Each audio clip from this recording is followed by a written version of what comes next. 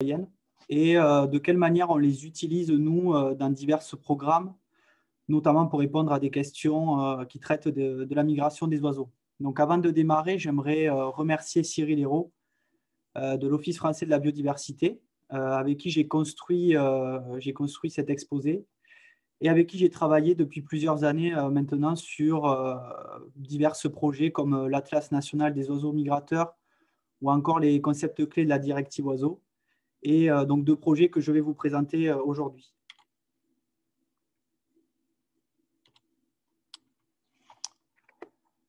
Ah, j'ai l'impression que mon PowerPoint ne passe pas. Ah, ça y est. Alors oui, donc avant de démarrer, que sont les sciences participatives? Donc on pourrait les définir comme étant une discipline qui s'appuie sur les citoyens pour collecter et ou traiter des données dans le cadre de programmes de recherche scientifique.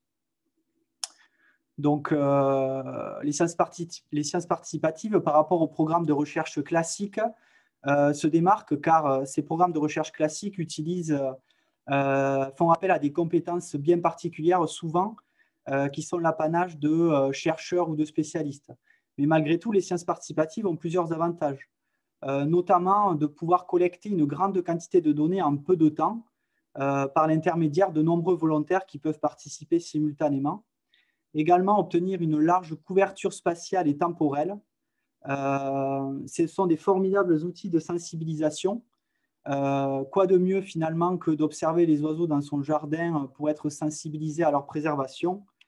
Et enfin, fait non négligeable, c'est une économie des coûts pour les programmes, car on fait appel à des volontaires, donc des bénévoles, qui ne demandent pas de rémunération particulière. Alors, les scientifiques ont fait appel aux sciences participatives depuis déjà plusieurs décennies. Donc, dès le début du XXe siècle, en fait, la société américaine Audubon a lancé un grand programme de sciences participatives qui s'appelait le comptage des oiseaux à Noël et qui existe toujours actuellement. Mais c'est à partir du début des années 2000 que le nombre de programmes a fortement augmenté, notamment avec le développement des outils informatiques qui permettent aujourd'hui de collecter les observations des volontaires de manière très simple. Donc, voici un exemple assez marquant de ce qu'on est capable de faire avec les sciences participatives. Donc, c'est le programme Galaxy Zoo, donc rien à voir avec l'écologie. Mais donc, Galaxy Zoo sollicite des volontaires pour visualiser des images prises par des télescopes et d'identifier donc des astres donc par l'intermédiaire de spirales ou de nuages de particules. Et donc, sur la base de ces identifications, les chercheurs ont publié plusieurs études, notamment sur la découverte de nouvelles galaxies. Également, dans cette étude, les auteurs se sont intéressés à diverses méthodes pour détecter l'installation et surveiller les nouvelles espèces exotiques qui peuvent s'implanter sur nos territoires. Et assez facilement, ils se sont rendus compte que les sciences participatives étaient peut-être l'outil le plus adapté pour détecter de manière très précoce l'installation de ces espèces. Alors, ce n'est pas forcément que les espèces exotiques, ça peut être aussi les espèces qui arrivent naturellement. Et on a eu 2 exemples ces dernières années en France, avec la découverte d'une nouvelle espèce de libellule pour le pays, donc le Trithemis sahelambré, une libellule qui est originaire d'Afrique et qui a été détectée par des naturalistes amateurs dans le sud de la France en 2017. Et puis tout récemment, j'ai appris ça ce matin. Donc, on a un entomologiste amateur, Melchior Vialet, qui a découvert une nouvelle espèce de noctuelle, donc c'est un papillon de nuit, une espèce africaine également, enfin, probablement d'origine africaine. Il a découvert ça dans l'Aude, donc il y a seulement quelques jours. Donc en France, les précurseurs dans l'utilisation des sciences participatives, c'est le Muséum national d'histoire naturelle, notamment avec le lancement du stock EPS dès 1989 et qui fait appel essentiellement à des ornithologues amateurs. Donc ces ornithologues en fait réalisent des points d'observation à des endroits bien précis et renouvellent ces points d'observation tous les ans dans des conditions similaires. Et donc le stock EPS c'est notre principal outil pour déterminer les tendances démographiques des oiseaux nicheurs communs. Et donc là je remets un graphe qu'a présenté Maxime tout à l'heure, mais c'est également grâce au stock EPS qu'on a pu mettre en évidence le déclin alarmant des espèces des milieux agricoles, donc qui ont perdu près de 40% de leurs effectifs en 30 ans. Donc, le muséum a poursuivi dans cette direction en lançant le programme Viginature, qui est un programme qui est entièrement dédié aux sciences participatives. Et aujourd'hui, donc, les volontaires peuvent participer à près de 17 programmes différents qui traitent de sujets très différents, comme l'Observatoire des bourdons, des suivis sur les papillons, des suivis sur les chiroptères, donc sur les oiseaux, etc. Donc, la LPO participe à beaucoup de ces programmes, notamment par son réseau d'observateurs, mais également en coordonnant quelques-uns, comme par exemple l'Observatoire des oiseaux des jardins. Donc, cet observatoire a été lancé en 2012 et sollicite les citoyens pour compter les oiseaux dans leur jardin tout au long de l'année ou au cours de 2 événements. Donc, un comptage en hiver et un comptage au printemps. Donc, aujourd'hui, on a près de 85 000 jardins enregistrés. Donc, c'est ça, chaque petit point jaune qu'on voit sur la carte à gauche. Et ça représente à peu près 5 millions de données qui ont été récoltées. Donc, parmi les objectifs de l'observatoire, un est de relever les affluences de certaines espèces selon les années, avec l'exemple un peu caricatural du gros bec. Donc, sur les 2 cartes de gauche, les points rouges représentent les jardins dans lesquels le gros bec a été détecté. Donc, en haut en janvier 2017 et en bas en janvier 2018. Donc, lors d'un hiver classique, c'est entre 2 et 4% des jardins qui détectent cette espèce-là, alors qu'en janvier 2018, c'est monté à près de 30% des jardins. Donc ça montre bien finalement un élément du comportement de cette espèce qui est plutôt bien connu. C'est-à-dire que c'est un migrateur partiel qui hiverne essentiellement dans les forêts d'Europe centrale et d'Europe du Nord. Et certaines années, lorsque la reproduction a été plutôt bonne, et aussi lorsqu'il y a un manque de ressources alimentaires dans ces forêts, le gros-bec casse-noyau va faire des invasions qui vont toucher l'ensemble de l'Europe tempérée et même de l'Europe du Sud. Et donc, on va ressentir ça au sein même des jardins. Alors, les associations de protection de la nature ont bien compris l'intérêt des sciences participatives et très rapidement, elles ont développé des bases de données naturalistes qui permettent donc de collecter et de bancariser les observations des volontaires. Et donc, grâce à leur facilité d'utilisation et également à la mise en ligne d'applications pour téléphone, pour smartphone, qui permettent de saisir et de collecter les données en direct sur le terrain, ce qui remplace les carnets de terrain, on a eu une inflation très importante du nombre de données récoltées par les naturalistes amateurs et professionnels.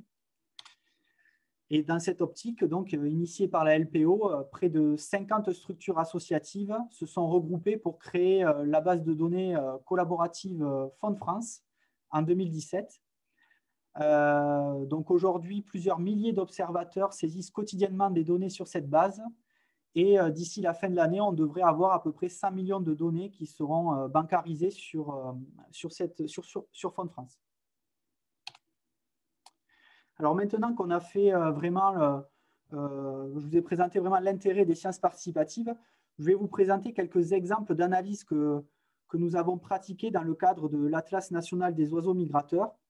Donc, lorsque l'on étudie les migrateurs, l'une des questions principales, l'une des questions essentielles, c'est de déterminer quand migrent les espèces, c'est-à-dire les dates de passage, ce que l'on appelle la phénologie de migration. Donc, juste avant de démarrer, qu'est-ce qu'une donnée naturaliste?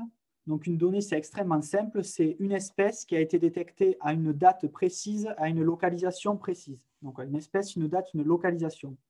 Donc, ces données que l'on qualifie également d'opportunistes sont particulièrement adaptées pour calculer les phénologies de migration des espèces qui ne font que traverser la France, c'est-à-dire des espèces qui ne se reproduisent pas ou qui n'hivernent pas.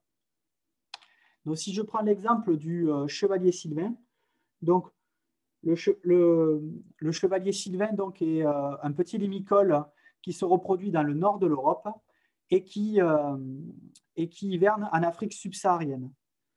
Donc, si je représente les données collectées de cette espèce-là avec cet histogramme, c'est-à-dire le nombre de données collectées par décade, c'est-à-dire par période de 10 jours, on voit apparaître 2 pics d'observation assez marqués, bien identifiés, qui correspondent aux 2 pics, aux 2 périodes de migration de l'espèce, donc la migration de printemps et la migration d'automne.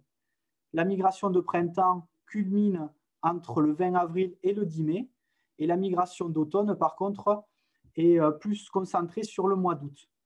On arrive même à voir que la migration de printemps est plus concentrée dans le temps que celle de l'automne, ce qui est un fait assez classique chez de nombreuses espèces de migrateurs transsahariens qui sont souvent très pressés de retourner sur leur site de reproduction pour se reproduire, notamment pour les raisons qu'a évoquées Maxime dans sa présentation.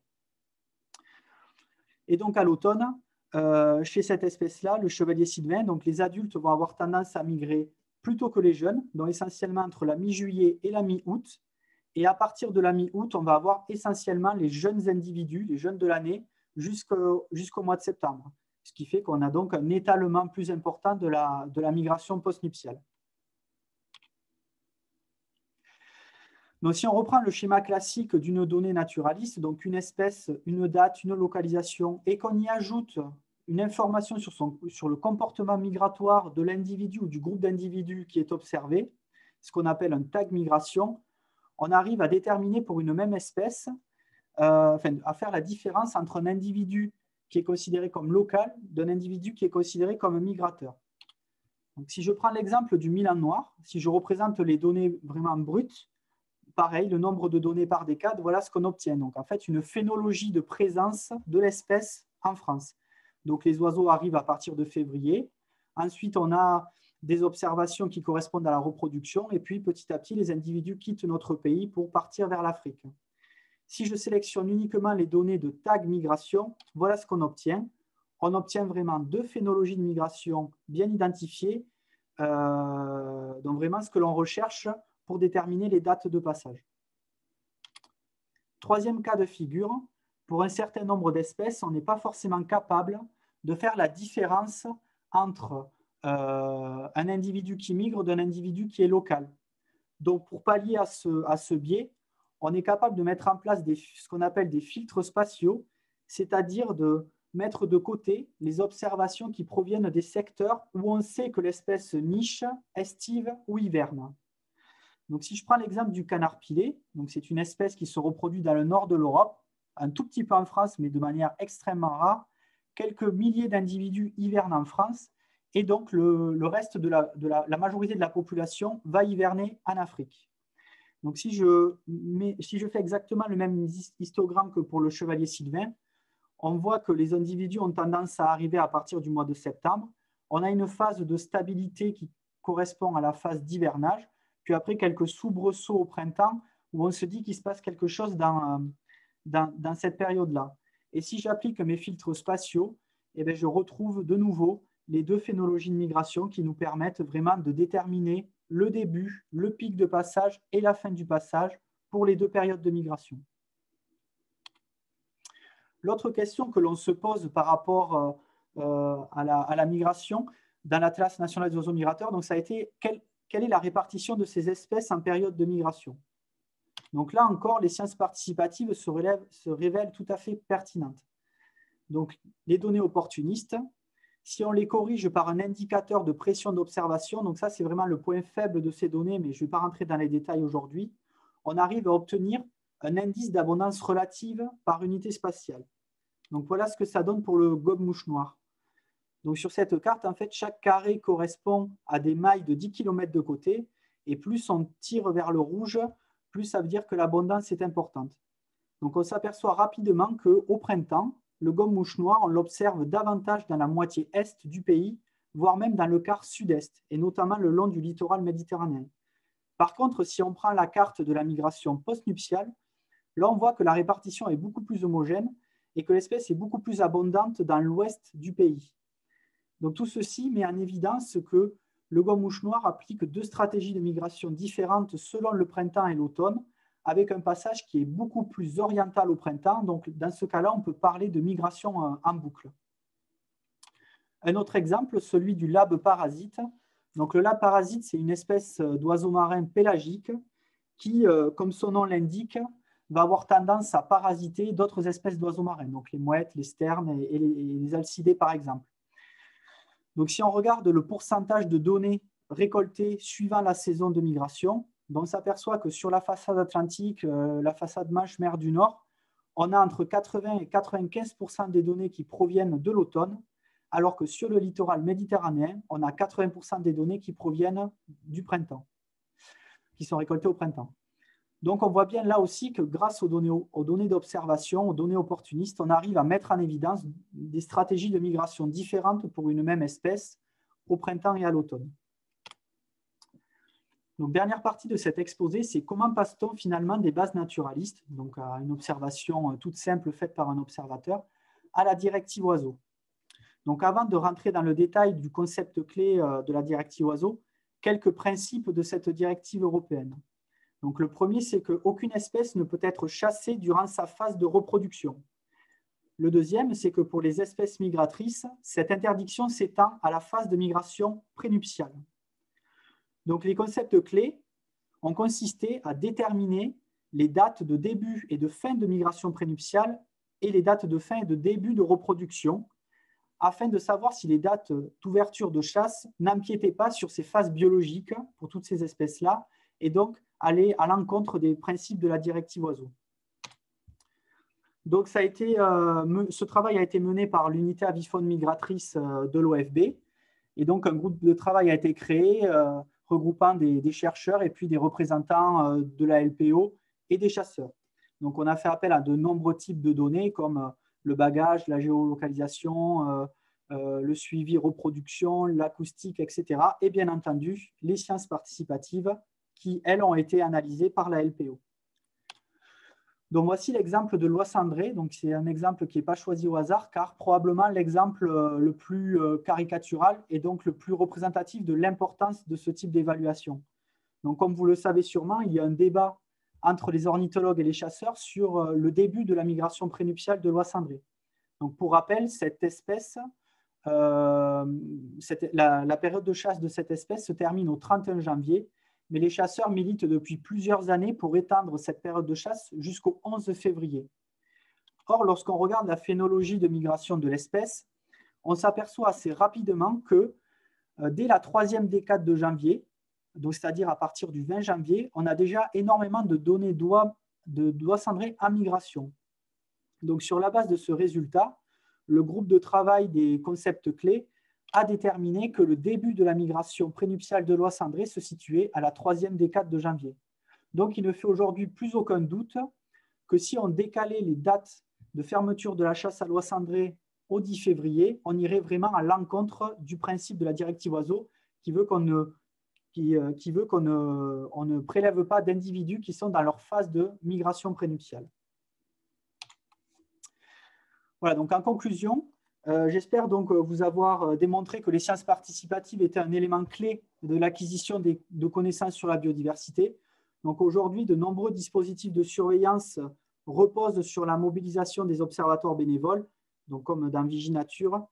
La plupart de ces données sont aujourd'hui valorisées dans le cadre de programmes de recherche et également de projets associatifs comme les atlas que l'on peut mener à la LPO.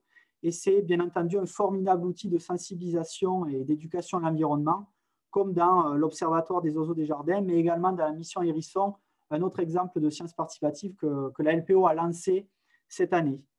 Et donc, en conclusion, j'aimerais vraiment remercier tous les naturalistes qui participent activement. Je suis sûr qu'ils sont nombreux dans l'auditoire en faisant remonter leurs observations sur les bases de données et du coup qui participent activement à la conservation de la biodiversité en France. Merci. Merci beaucoup, Jérémy. Tout de suite, quelques questions. Alors, il y a tout un corpus de questions que je vais essayer de résumer d'un coup, où les gens s'étonnent un peu, se posent la question de, quant à toutes ces données de sciences participatives, il y a une énorme hétérogénéité entre les observateurs et forcément plus d'erreurs que dans les données, on va dire, collectées par des professionnels. Comment est-ce qu'on se débrouille pour se débarrasser des biais liés à ce taux d'erreur plus important? Est-ce que la masse de données suffit ou est-ce qu'il y a d'autres moyens? Alors, il y a déjà un fait qui est assez important, c'est que les données sont récoltées sur donc, des bases de données qui et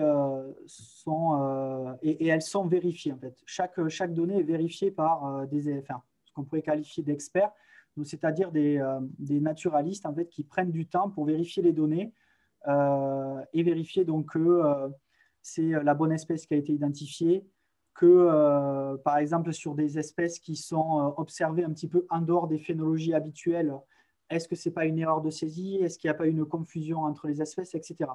Donc ça veut dire que déjà on a tout ce travail-là qui est vraiment très très important, qui est fait et donc qui permet de limiter des aberrations et des données qui pourraient être fausses dans notre base. Et puis finalement, on s'aperçoit que les principales confusions qu'on pourrait avoir, ça serait vraiment sur des données qui ne sont pas forcément vérifiables finalement. Donc par exemple, un observateur a saisi une mésange bleue alors que c'était une mésange charbonnière. Donc ça, c'est des choses qui peuvent arriver, mais vu que ce sont des espèces qui sont très communes et très largement réparties, finalement, l'impact sur la base de données, il est très faible en fait. Ça ne change pratiquement rien. Voilà. Donc finalement, voilà, pour l'ensemble de ces éléments que je viens d'expliquer, on est assez confiant sur la qualité des données qui sont récoltées par les volontaires. Je pense qu'on peut peut-être ajouter aussi que ces biais-là ont plus ou moins d'importance en fonction des espèces qui sont considérées et des questions qui sont posées. Et ça va être plus problématique sur des espèces qui peuvent être rares ou pour certaines espèces, certaines questions, il y a d'autres méthodes qui sont meilleures. Mais effectivement, pour toutes les espèces communes, et avec les exemples que tu as montrés, c'est pas un vrai problème. Ah oui, d'ailleurs, en parlant de la carte du gomme-mouche noir, Élie Ducot demandait si le changement de stratégie migratoire entre le printemps et l'automne provenait surtout de l'inexpérience des jeunes oiseaux en fin d'été qui ont plus tendance à s'égarer. Alors, pour le gomme-mouche noir, bon, c'est difficile de parler d'oiseaux qui s'égarent parce que ça concerne quand même des centaines de milliers d'oiseaux. Donc, en fait, c'est un patron en fait, qu'on retrouve chez beaucoup d'espèces en fait, de migrateurs transsahariens. Donc, en fait, au printemps, les oiseaux sont très pressés d'aller se reproduire. Et du coup, ils ont tendance à avoir des trajets qui sont beaucoup plus directs entre leur zone d'hivernage et leur zone de nidification. Donc voilà, donc si on trace une ligne droite entre la zone d'hivernage du gomme-mouche noir qui se situe en Afrique de l'Ouest et ces zones de reproduction, donc essentiellement en Europe centrale, Europe du Nord et Russie, donc le flux de migrateurs a plus tendance à migrer, à éviter finalement la France. Et la France se situe limite en limite occidentale finalement du flux de migrateurs. À l'automne, c'est un petit peu différent. Les oiseaux sont moins pressés. Et puis, on a aussi un flux qui est beaucoup plus orienté sud-ouest. Et les oiseaux vont venir en fait buter contre l'océan Atlantique pour beaucoup. Et à partir de ce moment-là, vont avoir tendance à se réorienter vers le sud pour continuer leur migration. Donc, en fait, c'est un pattern que l'on retrouve assez classiquement chez beaucoup d'espèces, notamment le Pouillophytis, c'est le cas, le gomme-mouche gris également. Voilà, ce genre d'espèces-là qui hivernent en Afrique de l'Ouest. Très bien. Robin Desrosiers demande: le problème est que certaines régions n'utilisent pas ou peu Faune France, mais d'autres bases naturalistes. Cela fausse-t-il un peu les cartes? Et là, je pense qu'on parle de la classe migration encore. Alors, oui, en effet. Donc, il y a certaines régions, certaines structures qui n'utilisent pas forcément Faune France, ils utilisent d'autres bases de données. Et donc, dans le cadre de l'Atlas des migrateurs, donc, on a fait vraiment le travail, l'effort de récupérer les données de ces bases-là. Donc, on a vraiment beaucoup échangé avec énormément de structures, ce qui fait qu'aujourd'hui, dans l'Atlas national des oiseaux migrateurs, je ne suis pas sûr qu'il manque énormément de données, de données ornitho dans on va dire, dans notre base, dans notre jeu de données global.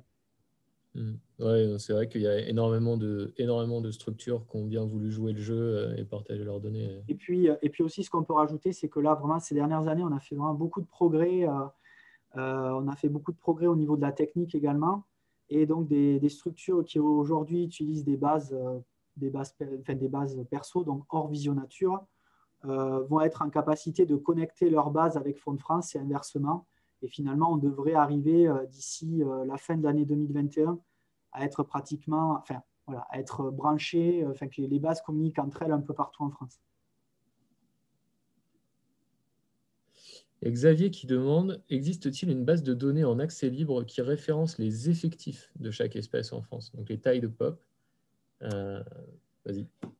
Alors, ben, ça, c'est une question assez compliquée, parce que donc, tout simplement, pour beaucoup d'espèces, donc on estime à peu près à 60% des espèces nicheuses en France, on a des estimations de taille de population qui sont vraiment très peu précises. Donc aujourd'hui, on est capable de retrouver ces estimations de taille de pop sur le site de BirdLife, donc sur la liste rouge de BirdLife. Donc c'est-à-dire qu'on peut retrouver toutes les tailles de population nicheuses pour toutes les espèces en Europe. Donc c'est vraiment un super outil. Mais voilà, il faut savoir que pour beaucoup d'espèces, les estimations, notamment pour la France, sont très très peu précises. Et c'est d'ailleurs pour ça qu'on se lance dès l'année prochaine dans une actualisation du précédent atlas des oiseaux nicheurs. Donc, cette actualisation, on l'appelle Oiseaux de France pour ODF.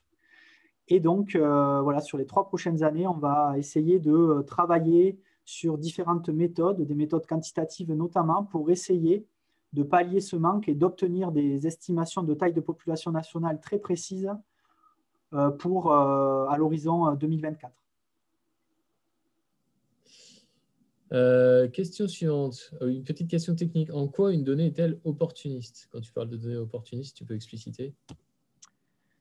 Alors en fait, le terme opportuniste vient du fait que ce sont des données où les observateurs collectent une observation au gré de leur sortie, au gré de leur envie aussi. Donc ça peut être, je vais me balader autour de chez moi, j'observe un milan royal par exemple qui passe au-dessus de ma tête, hop, je la saisis. Donc ça, c'est typiquement une donnée opportuniste. Donc c'est essentiellement ce type de données que l'on récolte sur les bases.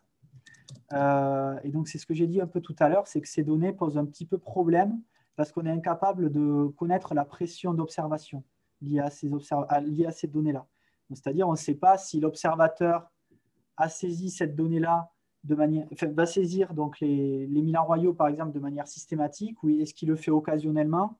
Est-ce que l'absence d'une espèce à un endroit, elle est liée au fait que l'observateur n'a pas saisi ou n'a pas détecté? Voilà, c'est toutes ces questions-là qui sont assez complexes et qui finalement biaisent pas mal les analyses de ce type de données donc, que l'on qualifie d'opportunistes. J'ai quelques questions de plus sur les oies cendrées, mais je ne vais pas spoiler parce qu'après, on va en parler en long, en large et en travers avec Mathieu Guillemin. Du coup, une autre question un peu technico-technique de Élie Ducot. As-tu une idée de quand sera disponible le module comportement sur l'application Naturalist pour pouvoir cocher migration active directement sur le terrain? Une question qu'on se pose tous. Alors, ben ça dépend bien entendu du développeur. Donc, c'est quelque chose qu'on a fait remonter déjà depuis pas mal de temps. Alors, moi, je ne sais pas exactement si c'est dans les tuyaux, mais sache, Ellie, que lorsque tu observes un oiseau qui est en migration active, tu peux noter ça dans le champ, en fait, remarque de la donnée. Et donc, nous, on récupère vraiment cette information aussi de cette manière-là. Il n'y a pas que le tag migration, il y a aussi dans le champ commentaire. Et que si tu trouves ça un peu chiant de devoir faire ça, nous aussi. Mais donc, on espère que ça va marcher assez rapidement. Écoute, je crois qu'on va en rester là. Il va être l'heure de faire la transition et puis on va beaucoup parler d'oies cendrées dans les minutes qui viennent. Donc, je vais garder les questions suivantes pour Mathieu. Merci.